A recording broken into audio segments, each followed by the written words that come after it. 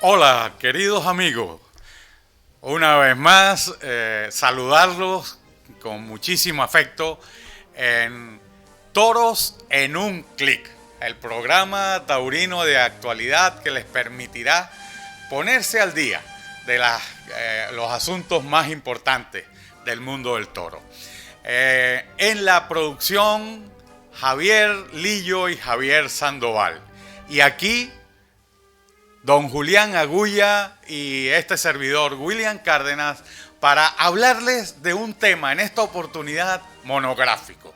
Vamos a hablar de la hispanidad.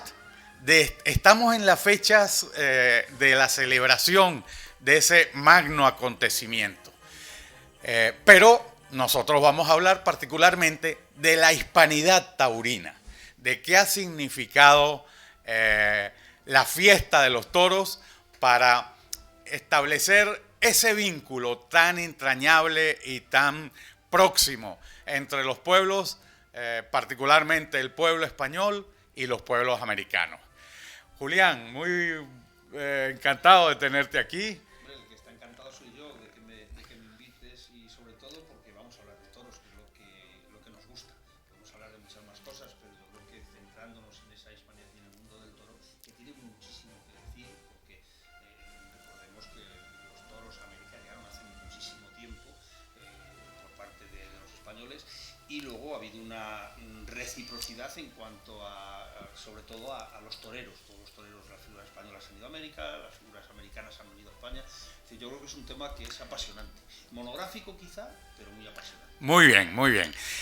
Bueno, esa es la idea. El programa ya hemos adelantado en nuestras páginas, en nuestros servicios informáticos, recogen que tiene una estructura, la misma estructura que tienen las corridas de toros o que tiene un tentadero, por no ir más lejos, ¿no? Primero, los toreros, cuando el toro sale a la plaza, los toreros lo paran, lo torean con el capote, pero a partir de ese momento empiezan los 3/3 de la corrida. Y en 3/3 se va a dividir nuestro programa.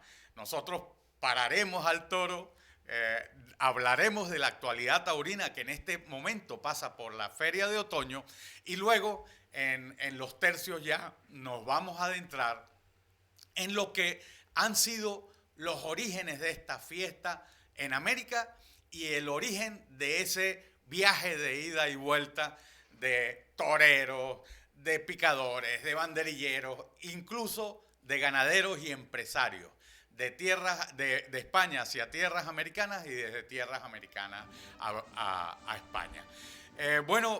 Creo que Julián, podemos hablar de los dos primeros festejos de la Feria de Otoño. Han sido una novillada y una corrida de toros. ¿Qué balance podemos hacer?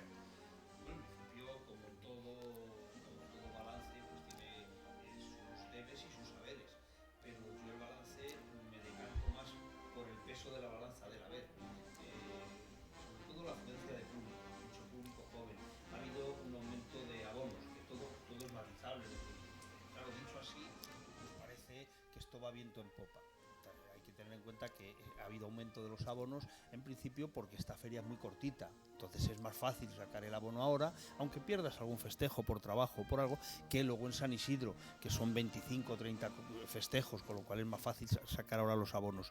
Pero cuando ves una novillada y hay 3/4 de plaza, pues hombre, se te viene el ánimo arriba, ¿no? Dices, caray, parece que esto sigue teniendo interés y que vamos recuperándonos poquito a poco de esos 2 años que tuvimos que pues arrastrarnos un poco, visto cómo estaba el panorama y las dificultades que había para montar festejos. Por lo tanto, yo el balance es positivo. Luego, si te parece, pues si podemos analizar tanto el comportamiento de los novillos como la actuación de los dos novilleros en el mano a mano del día 1, y luego pues el comportamiento de los toros de Adolfo Martín y la actuación de los 3 toreros del día 2. Bueno, pues sí, yo creo que yendo a buen ritmo, podemos decir que el mano a mano de los dos novilleros eran Álvaro Alarcón Y y Víctor Hernández. Víctor Hernández, dos jóvenes promesas que este año se han revelado como triunfadores en cuantas tardes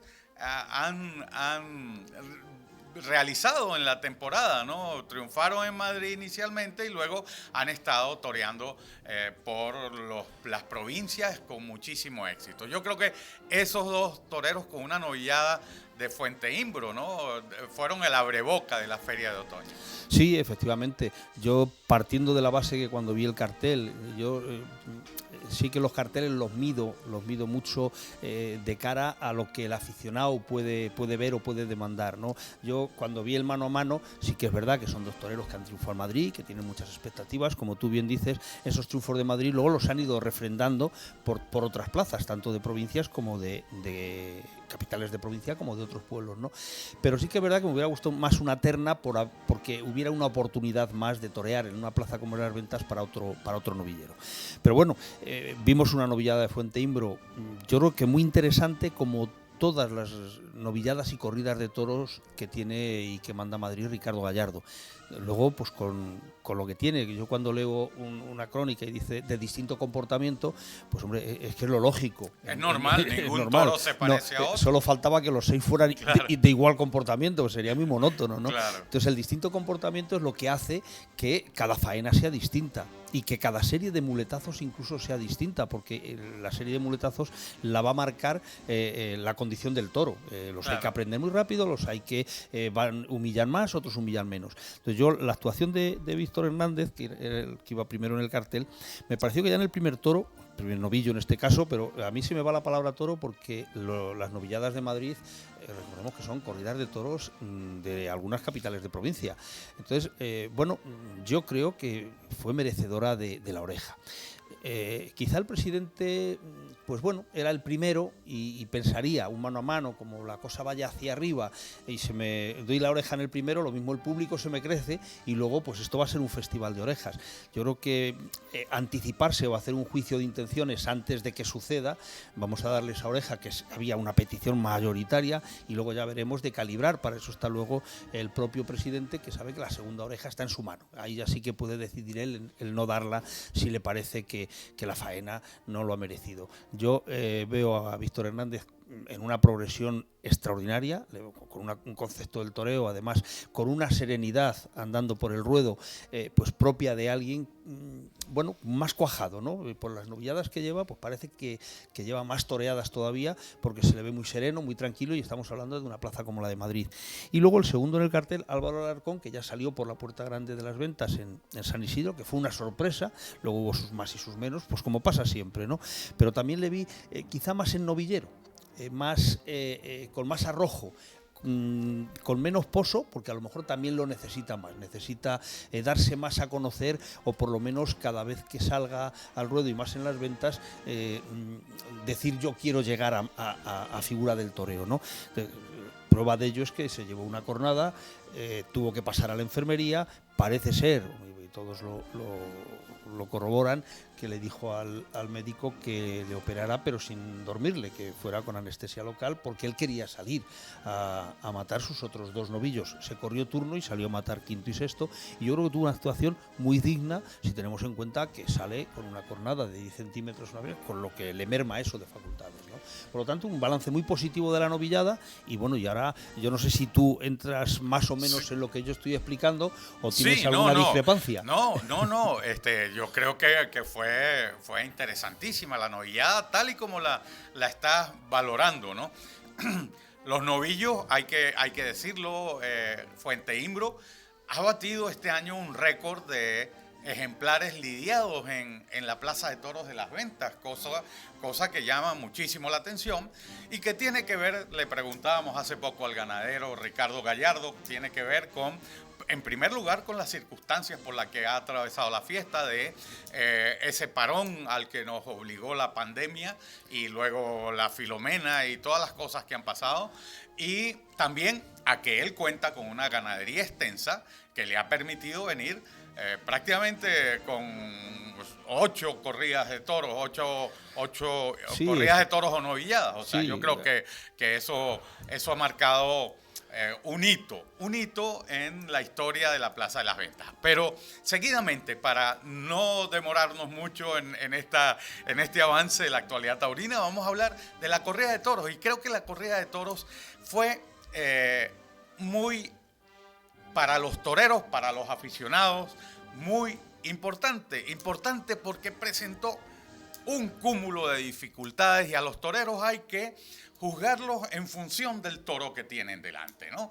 Era una corrida muy exigente, una corrida de el encaste albacerrada, un encaste que tiene unas características muy propias y que obliga a los toreros a hacer un esfuerzo superlativo. Y los tres toreros lo hicieron: Ángel Sánchez, Román y Adrián de Torres hicieron ese esfuerzo. La gente en ningún momento se aburrió en la plaza, hay que decirlo. La asistencia fue bastante aceptable, prácticamente 3/4 de plaza, lo que hace sentirnos optimistas en cuanto a lo que está pasando con la fiesta. Los agoreros esos que nos pronostican tiempos difíciles, pues lo tienen complicado, porque resulta que estamos viendo mucha gente en los toros, mucha gente en la feria, mucho entusiasmo y sobre todo mucha juventud. Pues llevas toda la razón, William. Yo creo que esos agoreros, lo que pasa es que, claro, siempre hacen comparaciones. Es que la plaza no se llena. Fíjate, con 6 millones de habitantes que tiene Madrid y solo hay 12.000 personas en la plaza. Claro, pero es que todos, si comparamos, si hacemos esa comparación, incluso un llenazo en el Bernabéu, pues una más minoritaria, porque con 6 millones de habitantes que tiene Madrid, 80.000 personas, pues tampoco es que sea una cosa para echar las campanas al vuelo. Es decir, no podemos comparar, cada espectáculo tiene lo que tiene y no hablemos de otros espectáculos menores que además sí que televisan por la primera cadena o por la segunda, ¿no?, de Televisión Española, como puede ser balonmano. A mí me encanta el balonmano, pero llenarse el pabellón, como yo cuando iba al Magariños, era llenarse con 2.000 personas. Eso era lo que había. La feria, en cualquier caso, la feria promete muchísimo. Hombre. Hay figuras del toreo que se han acartelado en esta ocasión en pleno otoño.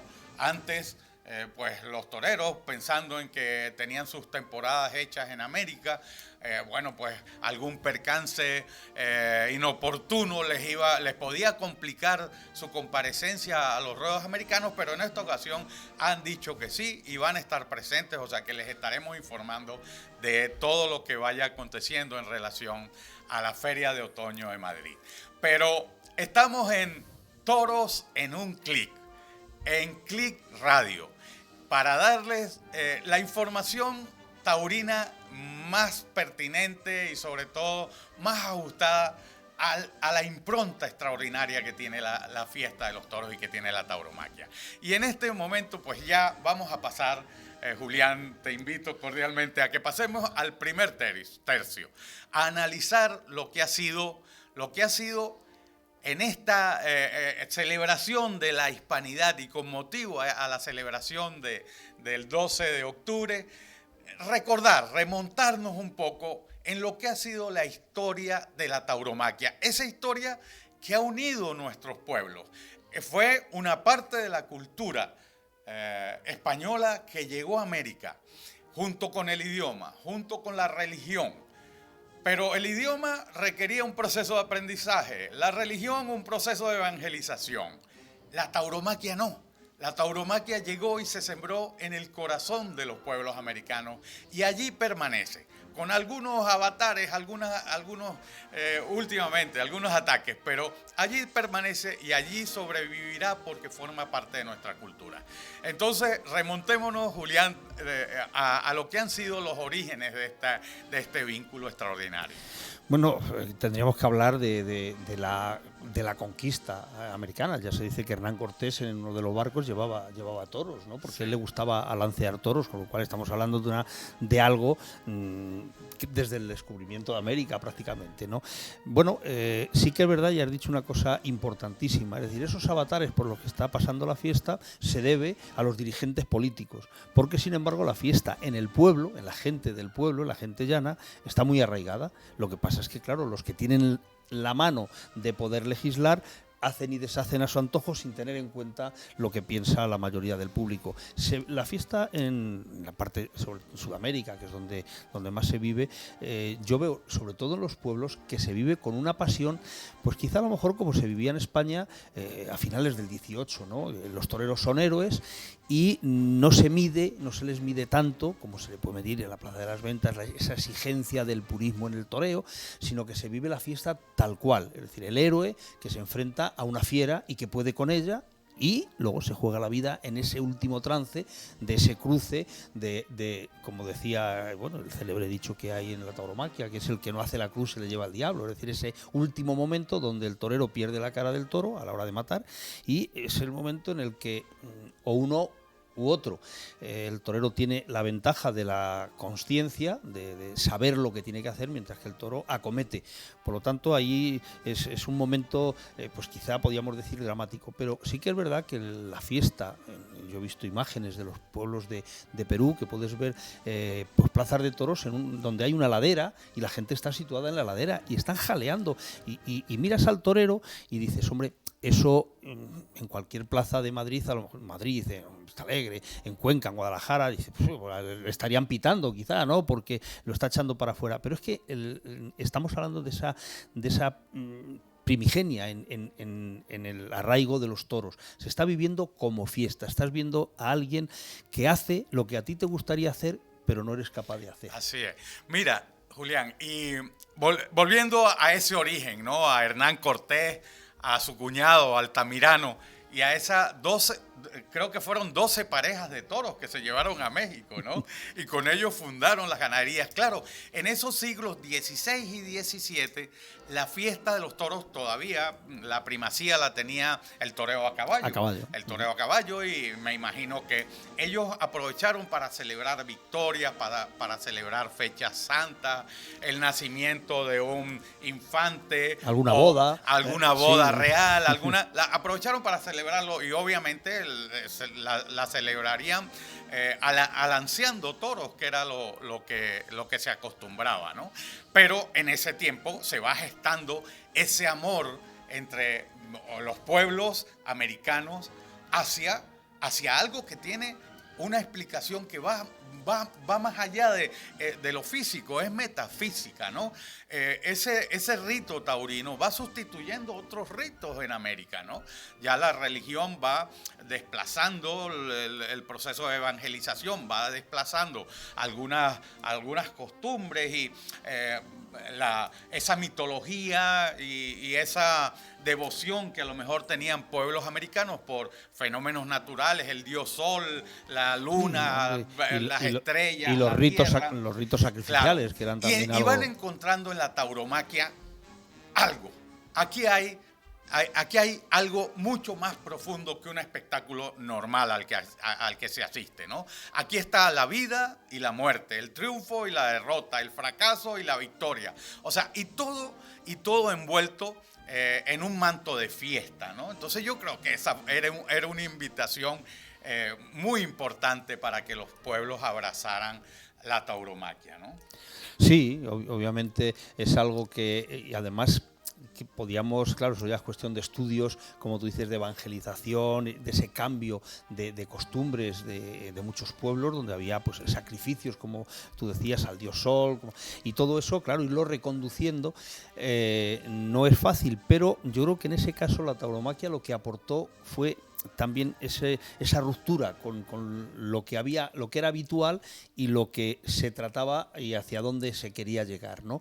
Y de ahí que a lo mejor arraigara con tanta fuerza. La prueba la tenemos en que sigue habiendo toros en muchísimos pueblos de naciones en los que muchos de los apellidos, bueno, aparte de que el habla es hispana, muchos de los apellidos son todos españoles. Ahora que se lleva mucho el indigenismo, a mí me hace mucha gracia cuando el que habla de indigenismo pues tiene por apellido López. Y, caray, pues que alguien que tiene por apellido López hable de indigenismo no deja de tener su cosa, y que además se le crea o cale entre una parte de la población eso, ¿no? Esas corrientes de que tratan de imponernos una manera de pensar y utilizan sentimientos tan propios y tan auténticos como puede ser el indigenismo, el feminismo, la ecología.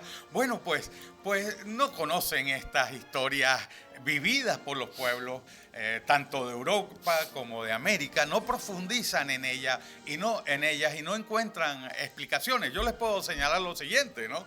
Hablando del indigenismo, nuestros nativos, nuestros indígenas, bueno, pues se aficionaron muchísimo a los toros, tanto que los curas tuvieron que prohibir los toros los domingos, porque entonces los indios no iban a misa y se iban a los toros. Tuvieron que pasar los festejos taurinos hacia otros días de la semana, porque era tanta la afición y tanta la atracción que el tema de los toros generaba que bueno, pues ellos no iban a las iglesias.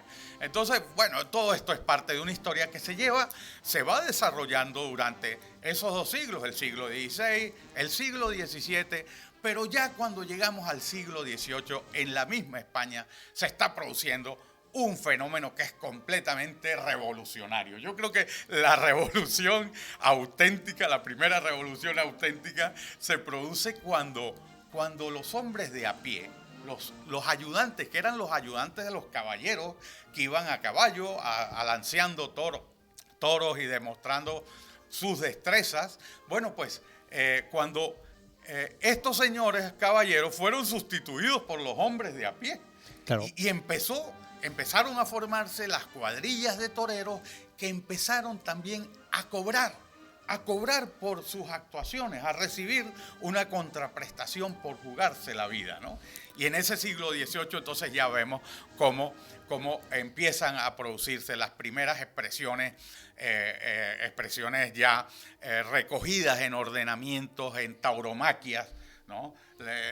Hasta que ordenan la tauromaquia de Paquiro, está la de Pepeillo. Pepeillo, sí. Y ordenan, que van ordenando el espectáculo. Bueno, ya en aquellos años, cuando estos señores viajan a América, dejan en América, ¿verdad? La gente, los primeros toreros que viajaron y fueron a América, bueno, pues van dejando en América escuelas. Y había hombres que iban desarrollando las aptitudes. Aquí a España vino, en el siglo siguiente, pero vino el indio Ceballos, un peruano que hacía unas suertes montados, se montaba arriba del toro, toreaba con el capote desde el caballo. O sea, era ese hombre un auténtico, una figura que fue admirada en ruedos españoles, pero que había aprendido todas estas cosas de quienes habían viajado a América y allí las habían hecho, ¿no? Sí, efectivamente. Hombre, todo tiene su cauce. Esos primeros momentos donde llegan las primeras ganaderías, ten en cuenta que, claro, por mucho toro que se quisiera llevar, que Franco se llevara, pues eso no da para hacer una ganadería y lo que hubo que hacer es buscar, pues dentro de los, llamémoslos toros criollos, pues los que más se prestaban a, si no a embestir decentemente, sí a acometer. Y bueno, pues las primeras lidias eran de burlar esas acometidas porque eran descompuestas, no humillaban, eran topetazos, pero bueno, todo tiene su principio, luego todo tiene su cauce. Quizá esos primeros toros pues fueron buscando pues reatas o lotes de vacas que pudieran ir en esa mezcla, ir mejorando lo criollo, pues para ir poco a poco formando ganaderías. Luego hubo unas ganaderías que se llevaron, yo creo que fue a principios del siglo XX. Bombita llevó ganado del Marqués de Saltillo, que era, por eso quizá en México la mayoría de las ganaderías hasta hace muy poquito eran todas de procedencia Saltillo, porque es lo primero que llegó, y además en su momento era de lo más bravo que había en cuanto a movilidad, en cuanto a casta, en cuanto a dar espectáculo. Entonces todo eso, como tú dices, pues poquito a poco se va encauzando, es decir, no hay toros en los países hispanoamericanos que envistan. Los hay que topan, pero poco a poco pues hay que ir reconduciendo eso, mezclarlo con sementales españoles para ir formando unas ganaderías que se presten por lo menos a que esa lucha tenga también una parte de arte, no sea nada más que el enfrentamiento de un torero, en este caso con una bestia descompuesta, sino que poco a poco se va reconduciendo a que embista y a mejorar esa calidad de las embestidas. Es un proceso, lo que pasa es que es largo, habría que ir hablando de partes, ¿no? De cómo empieza una cosa, cómo sigue. Hay un libro muy bonito que dice: todo empezó en Atenco. Atenco es la ganadería más antigua de México. Y claro, pues habría que empezar, pero eso es para un estudio casi de universidad. Claro. Completamente de acuerdo. Bueno, de esta manera estamos llegando ya al segundo tercio de nuestro programa. Toros en un clic, por Click Radio y generado para toda la gente amante de la fiesta de los toros y amante de la tauromaquia que se interese en este proceso del que estamos hablando, ¿no? Estamos hablando de la impronta de la hispanidad, la impronta del descubrimiento de América en lo que fue la instauración de la tauromaquia en tierras americanas y cómo esto se convirtió en un viaje de ida y vuelta. Mire, les voy a comentar una cosa. Y Julián, estoy seguro que la va a compartir conmigo, ¿no? Pasó con la tauromaquia algo muy parecido a lo que ha ocurrido con las lenguas, con la lengua española en tierras americanas, ¿no? A nosotros se nos traslada una nueva lengua. Y ya para estos siglos de los que estamos hablando, siglo XVIII, siglo XIX y siglo XX incluso, empezamos a ver figuras de las letras americanas que empiezan a viajar a España. ¿Y por qué a España? ¿Y por qué venir a España? Bueno, venir a España porque es la madre de la lengua, ¿verdad? Hombre, todavía se sigue hablando de la madre patria. De la madre patria. Y en el caso de la lengua castellana y de la lengua española, el idioma, bueno, pues es el idioma.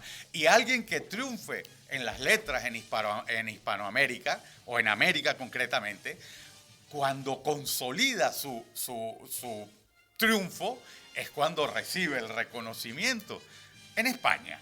Bueno, pues lo mismo ocurre con los toreros americanos, ¿no? Aquí comenzó un viaje de ida y vuelta de toreros, los que iban hacia allá, los toreros españoles que viajaban a hacer sus campañas en tierras americanas, y los toreros americanos que venían buscando el reconocimiento ese, como lo hicieron muchos intelectuales, escritores, poetas, dramaturgos americanos que venían buscando en España ese reconocimiento. Entonces ya llegamos aquí a un punto pasamos al segundo tercio de nuestro programa. Yo como peón que está lidiando el festejo, ¿dónde quieres que te deje el toro para ponerle las banderillas? Mira, Julián es un experto en el conocimiento de la cabaña brava española, y no solo española, de lo que ha significado este viaje del que estamos comentando, ¿no? Un experto en el conocimiento de las ganaderías españolas y sabe perfectamente, ¿no?, que todo esto pasaba porque llegaran ganaderías bravas a América que permitieran hacer el toreo, ¿no? Y eso ocurre, ya lo adelantabas hace un momento, a finales del siglo XIX, principios del siglo XX, sí, cuando en España ya se están formando ganaderías. Sí, ya en su momento. Momento. Todo lo que va a América al final es un reflejo de lo que estaba pasando en España. Claro. Es decir, no es que España, pero claro, es la base.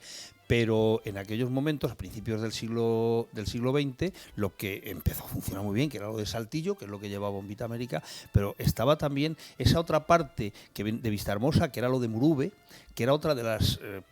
yo creo que en castes fundacionales, podríamos decir, de la rama Vistahermosa, que también una parte va a... Saltillo va a México, pero de la parte Murube también, pues va hacia la zona de Colombia y de Venezuela para ir formando ganaderías, porque arraigó tanto la fiesta que es que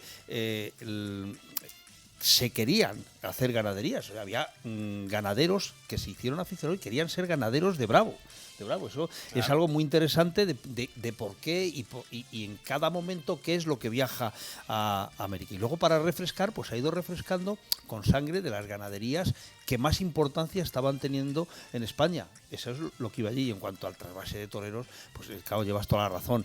El torero que quiere ser figura en su país o que ya es figura en su país quiere venir a España a refrendarlo, como pasó con los Girón, como pasó en México. Mira, curiosamente, para dar a conocer y para darse a conocer, pues siempre, si ya eras figura en tu país, bueno, pues ya venías con cierto renombre, pero hubo un caso que tú lo has mencionado en alguna ocasión, que es el de ese tercer torero de la época de Gallito y Belmonte, llegó antes incluso, que fue Rodolfo Gaona, el indio grande de León de los Aldamas. Bueno, pues Rodolfo Gaona, para venir a España, lo estaba enseñando un banderillero español, Ojitos, y claro, dice, si yo me llevo a Gaona España, ¿dónde lo anuncio? ¿Dónde le pongo? Pues en una plaza de pueblo cualquiera.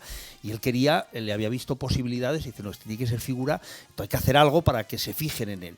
Y preparó un tentadero, una encerrona, en una placita que había, que era cuadrada, era una corraleta que había en donde está hoy más o menos la Puerta de Hierro de Madrid. En esa zona había un restaurante y tenía un encerradero, y ahí lo que hizo fue citar a la prensa y aficionados relevantes, es decir, gente que se significaba para que le vieran y si daban el visto bueno, atreverse a echar a las plazas. Y le dieron el visto bueno a Rodolfo Gaona y de ahí pasó a torear en Tetuán de las Victorias, que es un poco la plaza que se utilizaba como Salto a Madrid, como también Vista Alegre, y luego fue pues ese tercer torero que en algún momento fue segundo, porque yo recuerdo... En la edad de oro del en toreo. La edad de oro, en un cartel donde estaban Gallito, Belmonte y Gaona. En el quinto toro el público se puso en pie después de un tercio de banderillas de Gallito y de Gaona, que fue espectacular. La gente se puso en pie diciendo, los dos solos, como diciendo, estos dos son los que tienen que ser los reyes de la torería. Bueno, pues quedaba un sexto toro. En ese sexto toro, Belmonte acabó con el cuadro. Puso la plaza boca abajo, es decir, que en ese caso ya volvieron a ser tres. Claro. Yo conozco una anécdota de ese día que acabas de citar. Una anécdota, además tengo la referencia casi directa, ¿no? Por el padre de un amigo mío, ¿no?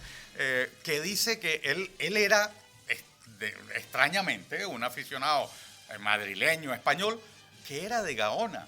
No era ni de Joselito ni de Belmonte. Era, no te extrañe.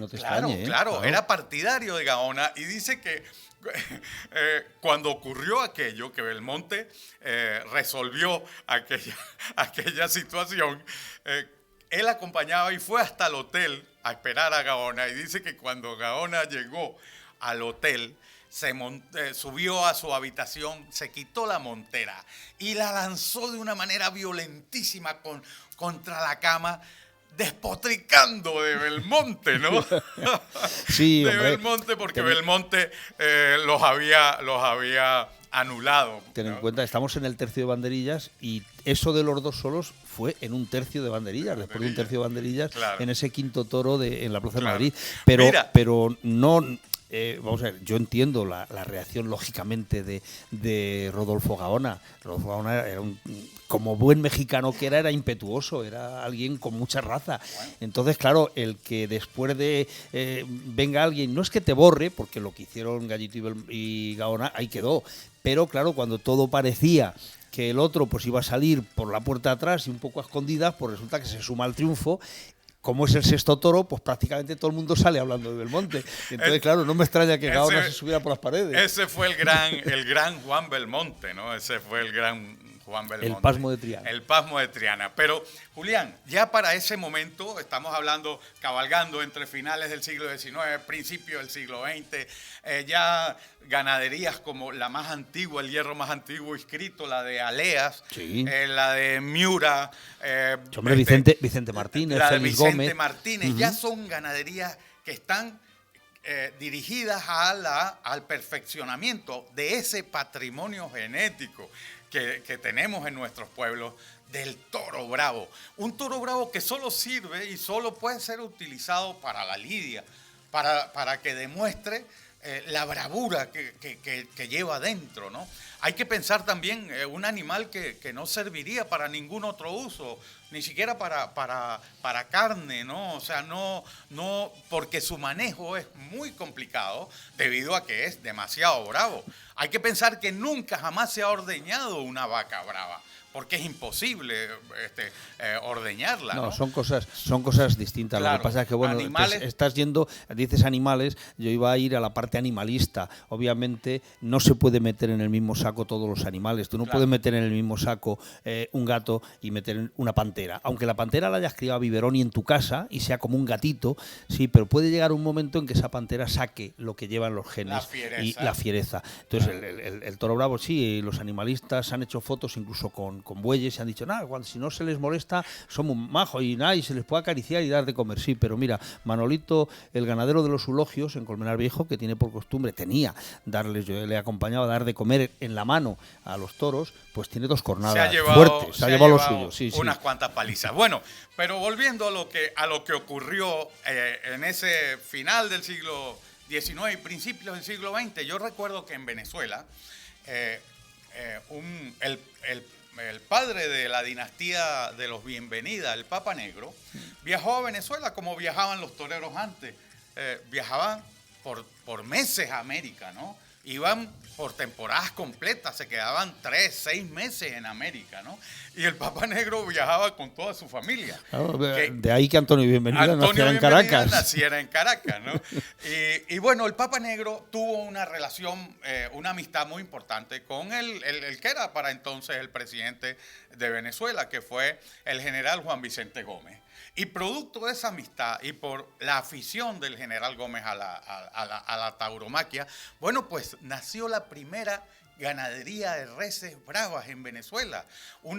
Compraron aquí una punta de Payarés y se la llevaron en barco en unos cajones de madera a principios del siglo XX, que el viaje, solo el viaje, ya era una proeza. El viaje en barco, bueno, aquello impresionante. Creo haber leído que eran 6 meses de travesía, más o menos. Pero llegar allí y aquellos cajones de madera que contenían esos ejemplares de toros bravos y subirlos hasta Caracas para llevarlos luego a la finca que la tenían cerca de Turmero, en el estado Aragua de Venezuela. Bueno, aquello era importantísimo. Entonces, en Venezuela había una afición. Este mismo general Gómez fue el que impulsó la construcción de plazas de toros, la maestranza de Maracay. Bueno, pues es prácticamente una obra motivada, financiada y dirigida por ellos. Entonces, la importancia de cómo se fue construyendo esta relación, que no solo está ocurriendo en Venezuela, está ocurriendo en México, está ocurriendo en Colombia, está ocurriendo en Perú, está ocurriendo en Ecuador y en otros países. Y en Uruguay, incluso Uruguay, claro, y Argentina, en Argentina también. Hubo toros, en Cuba hubo toros, en Cuba murió Cúchares. Efectivamente. De vómito negro. En Cuba se fue quitando la fiesta, pues como pasa siempre, por cuestiones políticas, por ese desarraigo que querían marcar de una parte, o de la población con la madre patria, ¿no? Es decir, pero son historias muy apasionantes. No, es una historia maravillosa porque es un viaje de ida y vuelta. De aquí, los toreros españoles, ya estamos hablando, Belmonte hace viajes impresionantes, torea donde quiere en los pueblos americanos, va incluso a México.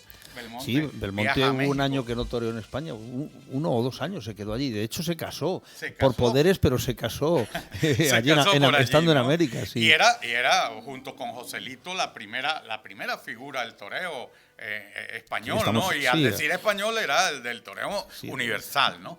Entonces, bueno, esa es la que llamamos y conocemos como la edad de oro del toreo.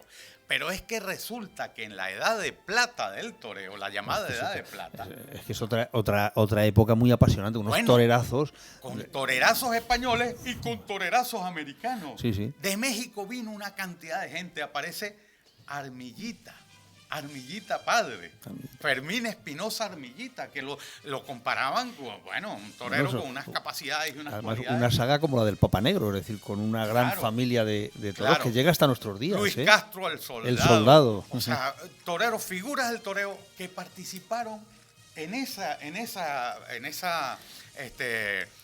rivalidad. Eso fue abriendo el camino luego al gran Carlos Arruza también. Al gran Carlos Arruza, que además compite nada más y nada menos con Manuel Rodríguez Sánchez. Con el monstruo. Con Manuel el monstruo. Rodríguez, Manolete. Fueron amiguísimos, amigos, muy amigos, pero en el ruedo eran rivales que competían con, Oye, con mucha intensidad. Acuérdate, ¿no?, de esa célebre frase que dicen, yo no se la he oído nunca, porque yo cuando empecé a incorporarme a ir a los toros ya estaban, pues yo no llegué a ver a ninguno de los jirones, pero dicen que César Girón cuando se iba a iniciar en el paseillo, cuando todos se vuelven a las cuadrillas y entre unos a otros, suerte esta tarde, él decía, cornaz para todos. Bueno, era César Girón, es que fue un torero de los toreros americanos, yo creo que uno de los toreros más completos que ha existido, ¿no? Incluso hablábamos de Arruza hace un momento. Arruza reaparece para darle la alternativa a César Girón, y la impronta de César Girón fue tan grande que le permitió que sus otros hermanos, hacer toreros, mira que ya es difícil hacer un torero, pero le permitió hacer toreros a toda una dinastía, a todos los hermanos, a Efraín, Efraín, Rafael, Curro, por supuesto, que fue figura del toreo. Luego está Freddy, Pepe Luis, o sea, y para Venezuela aquello fue el sueño de vivir, la fantasía de tener un compatriota disputándose con las mayores figuras de España. Con las mayores figuras de España, los triunfos, una temporada y otra y otra. Claro. Estamos en los años 50, en los años 60. Por eso hay que conocer la historia, William. No se puede desligar la historia de un país y estudiarla por encima. Hay que saber, y todas esas raíces. Eso en Venezuela, eso se tenía que enseñar en los colegios. ¿Por qué? Porque es una parte de la historia, es una parte importantísima. Además, igual que aquí se decía que no se puede entender la historia de España que va pareja a la historia del toreo, pues eso pasa en todos los países, es decir... Mira, y antes Julián mencionaba lo del paralelismo entre las figuras del toreo y las figuras de las letras, ¿no? Y aquí pasamos ya al tercer tercio de nuestros toros en un clip, ¿no? Efectivamente, a finales ya del siglo XX, y durante el siglo XX vemos como muchas figuras, Rubén Darío, García Márquez, Pablo Neruda, Vargas Llosa. Botero. Vargas Llosa, yo vine a España, cuando vine quería ser torero, y vine a España y vine en barco. Y vine en el mismo barco en el que viajaron Pablo Neruda y Mario Vargas Llosa, en el Giuseppe Verdi de la línea C italiana. Aquello era extraordinario, era un viaje de entre 25 y 30 días, ¿no? Ahora los toreros salen de Lima, Perú, y apenas tienen tiempo en 10 horas de pensar en sus proyectos, en lo que piensan hacer en la temporada española. Antes tenías todo un mes. Teníamos 25 días de noches estrelladas en la cubierta de un barco para soñar con triunfos y soñar con todas estas historias. Bueno, eso es parte del romanticismo. Esa fue la etapa, yo creo que más romántica del toreo, pero estamos llegando ya al siglo XX, finales del siglo XX, y bueno, ¿qué decir? En finales del siglo XX, toda la torería de figuras, yo creo que la época más prolífica de figuras del toreo español pasaron por América. Camino, Palomo Linares, el cordobés. Mira, ahí todavía, sobre todo en Colombia, y parte en Venezuela también, Palomo Linares, el Niño de la Capea, Manzanares, bueno, tenían un cartelazo tremendo. En esa época los toreros celebraban el fin de año 2 veces, sí, porque se quedaban, creo que era la Feria de Cali, la que había a finales de diciembre, y celebraban el 31 de diciembre la despedida de año con el horario español, claro, y luego la despedida del año con el horario colombiano. Colombiano, así era. Y si te digo, Julián, mira, algo curiosísimo, ¿no? Que se construyeron plazas de toros. En Venezuela, por lo menos 4 plazas de toros: Mérida, Maracaibo, Valencia y San Cristóbal. para ver a Manuel Benítez el cordobés, porque no había plazas con aforo suficiente que le dieran satisfacción a la demanda de gente que quería ver a ese torero, ¿no? Pero bueno, llegamos ya a finales del siglo XX. Y se hace presente, aparte de los Girón, que estuvieron durante la década del 50, 60, a finales del siglo XX aparece un torero colombiano increíble, Fíjate, César Rincón. ¿Quién puede hablar de toros hoy en Colombia y decir, o sea, el César Rincón, cuando fue después de esos triunfos del año 91 en España, que barrió con todos los y rompió todos los esquemas que había, esa gran figura, fue recibido en el aeropuerto de Bogotá con honores de jefe de Estado. Y hoy el jefe del Estado colombiano quiere abolir la tauromaquia. Esas son las incongruencias. Es que son incongruencias. Es decir, yo voy a pensar, si pudiera decírselo, y a Pedro, es que tienes envidia de cómo se recibió a César Rincón en el aeropuerto de Bogotá y cómo te miran a ti tus propios compatriotas. Entonces, de esa envidia nace el que quieras acabar con el toreo. Y el gran contrasentido, ¿no? De que César Rincón ha sido toda una figura esta parte del patrimonio cultural inmaterial del pueblo colombiano, y su presidente participó en un grupo terrorista, el M-19, que cometió gravísimos crímenes en el territorio colombiano, entre ellos el ataque al Palacio de Justicia, donde murieron 11 magistrados. O sea, estas son las cosas que hay que decirlas y recordarlas, porque no es de justicia lo que está pasando y quieran que pase con la fiesta de los toros en Colombia. Finalmente, siglo XXI. Llegamos al siglo XXI. En América hay una situación muy complicada. En España hemos logrado superar, con 2 leyes hemos logrado superar esos embates, o Sí, por lo menos se le ha puesto un dique de contención, un dique de contención. Pero en América se está viendo ahora mismo, en México y en Colombia, un ataque sostenido en contra de la fiesta de los toros. Hay toreros, hay ganadería, hay figuras del toreo, y del Perú, justo del Perú, viene a España el que es hoy en día una de las primeras figuras del toreo, que es Andrés Roca Rey. Otro revolucionario. Otro revolucionario. Pero revolucionario en el sentido muy positivo, no solo para la fiesta, sino para lo que es el entorno social. Claro. Es decir, yo creo que Roca Rey ha movido a toda la juventud de su país, de todos los países en los que hay toros, incluso de España. Es decir, la gente quiere ver a Roca Rey y mucha juventud, porque se ven identificados, ven a un chaval pues que lleva su pelo largo, que se expresa de una forma pues muy corriente para lo que se utiliza hoy, y que sin embargo luego se juega la vida en los ruedos. Pero estamos llegando, antes de coger y de plegar la muleta para ese último momento, el Día de la Hispanidad en la Plaza de Toros de las Ventas de Madrid va a haber un acto, yo creo que muy importante, que puede dar un poco lo que es el espejo de todo lo que estamos hablando. Es decir, tendrá que ser resumido, porque seguro que no hay horario que pueda sujetar toda una conferencia para hablar de todo esto que hemos estado hablando, y que probablemente tendría que ampliarse, ¿no? Pero sí que va a haber un acto, William, en el que vas a estar de moderador, conductor, pero entre 2 figuras. Yo no sé qué, cuando mires, yo lo digo en las alternativas, ¿no? Cuando un chavalito jovencito se ve, pues mira para un lado y ve a César Rincón, y mira al otro y ve, pues por ejemplo, a Palomo Linares, y digo, bueno, ¿y dónde me he metido, no? Bueno, pues tú, ¿dónde me he metido? En este caso, Carlos Escolar Frascuelo, torerazo donde los haya. Y otro extraordinario matador de toros, figura del toreo y triunfador en los ruedos americanos, como Tomás Campuzano. Estaremos en el aula Antonio Bienvenida, el aula cultural de la Plaza de Toros de las Ventas, el 12 de octubre a las 12:30 de la mañana. Y para hablar de eso, para hablar de América y España, que les hemos estado contando. Muchísimas gracias, Julián. Yo creo que hemos hecho un resumen muy sentido de lo que ha sido esta historia, este viaje de ida y vuelta de la historia de la tauromaquia, con motivo de su origen.